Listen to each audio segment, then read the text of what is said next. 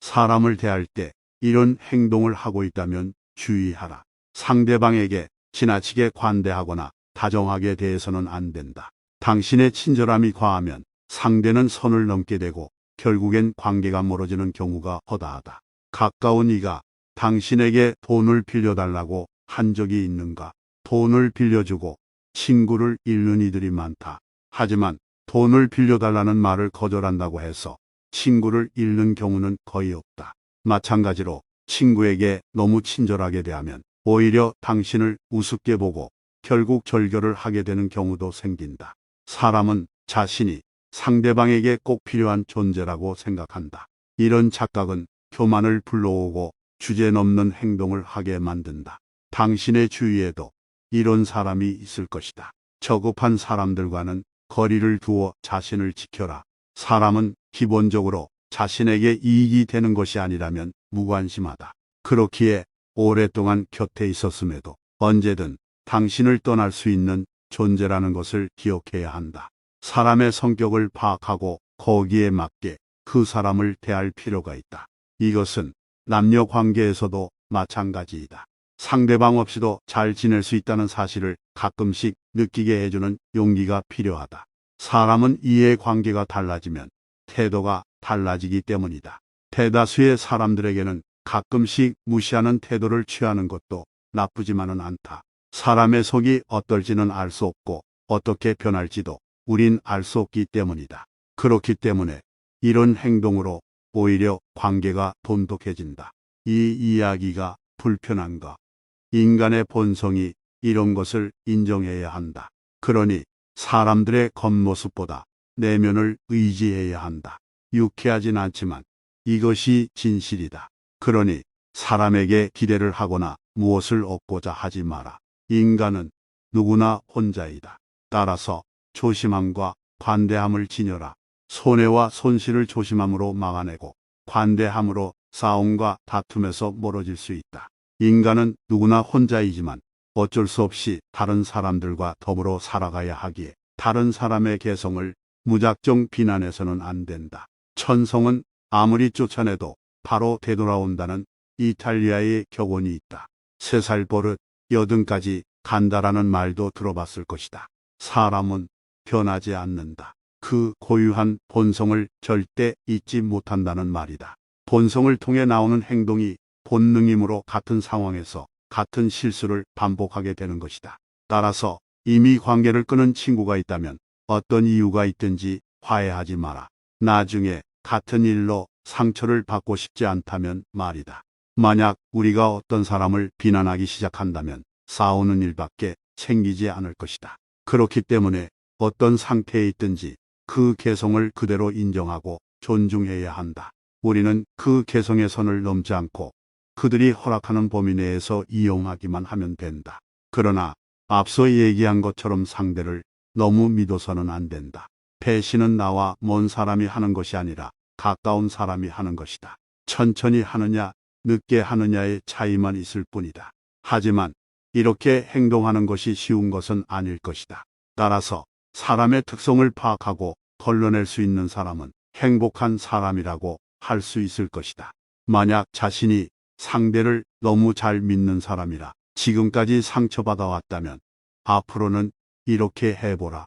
의심이 드는 순간 검증해보는 것이다. 사람은 거짓말을 할 때 상대가 자신을 믿는다는 행동을 보이면 더 대담해진다. 그리고 그 과정에서 실수가 나오게 된다. 따라서 의심이 들 때 먼저 믿는 척하고 넘어가라. 이후 상대가 말도 안 되는 거짓말을 하게 될 때 그의 정체를 알 수 있게 된다. 가면을 쓰고 있는 상대의 진짜 얼굴을 알게 된다는 얘기다.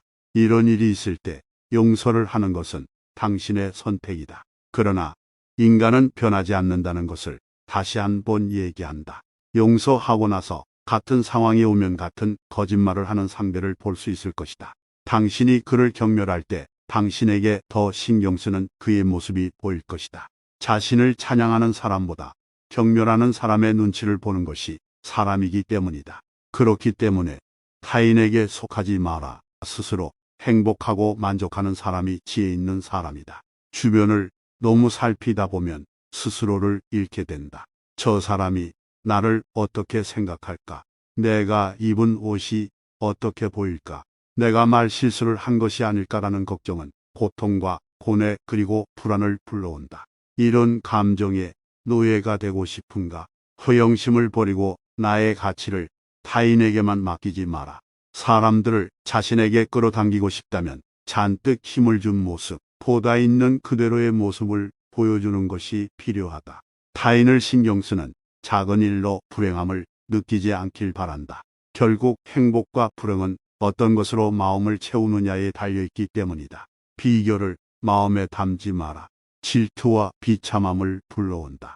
자신보다 돈이 더 많다 하여, 처지가 나아 보인다 하여 그것을 옳은 기준으로 세우는 일은 미련한 일이다. 그렇기에 혼자가 되는 것에 익숙해져야 한다. 질투는 인간의 본능이지만 그 감정은 매우 고통스럽다.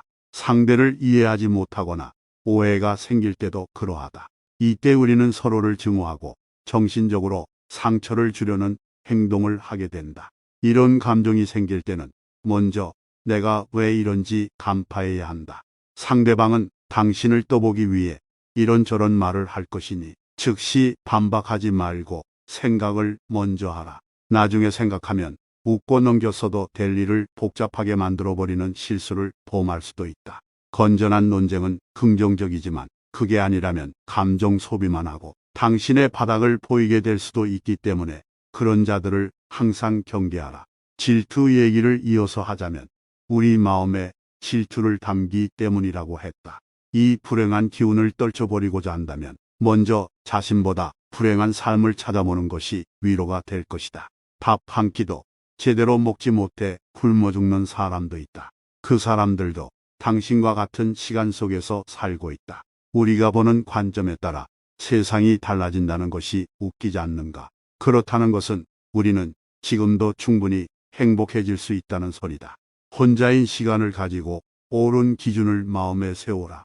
스스로를 부끄러워하지 않는다면 타인도 나를 부끄러워하지 않을 것이다. 고독이라는 감정은 적응할 수 있는 감정이다. 고독을 두려워만 하지 말고 편안하게 받아들여라.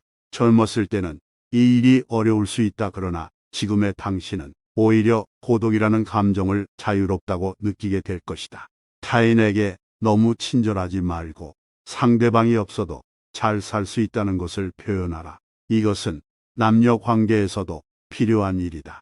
사람은 변하지 않는다는 것은 진리이며 이것이 인간의 본성임을 인정해야 한다. 타인에게 신경 쓰기보다 나 자신을 무엇으로 채울지 고민하며 혼자가 되는 것에 익숙해져라. 그러면 당신은 자유를 느낄 수 있을 것이다. 오늘의 지혜가 당신에게 도움이 되었다면 구독과 좋아요를 눌러주세요.